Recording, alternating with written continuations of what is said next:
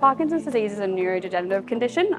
It's thought to arise due to a loss of the neurons that are responsible for producing dopamine. So it can present in a whole different ways, and it's really different based on the person. But from a motor standpoint, looking at things like changes in gait, changes in ability to initiate movement, as well as just the quality of movement itself. One of the things that most people think of when they think of Parkinson's is the tremors as well, and sort of how that impacts their fine motor skills and everything in between. There's also a non-motor component too, so things like cognitive decline, memory, ability to, I guess, control their emotions as well. And then that ties into a mental health component too. Our Parkinson's group is quite a small group, so it's a maximum of about 4 people.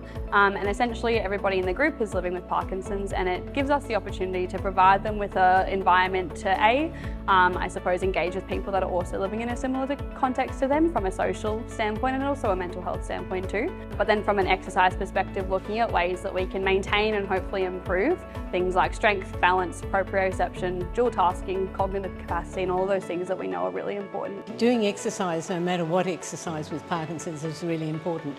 If you do it regularly like I do, because I play tennis as well as come to body track, it prevents it from getting worse. I think my concentration's probably a little bit better.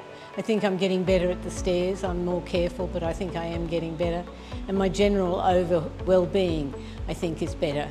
Coming to the classes with the guys here and now Margot, it's an important part of my week. One of the biggest things for us, I think, is just empowering them with the capacity to be in control of their health and have an opportunity to engage with people in a similar context to them. And from a research standpoint too, we know that looking at Parkinson's disease as a neurodegenerative condition, our goal is just to maintain the function that they have and be able to hopefully optimise it as well. So looking at ways that we can increase their strength, reduce their risk of falls, make sure that they're confident to engage in everyday activities as well.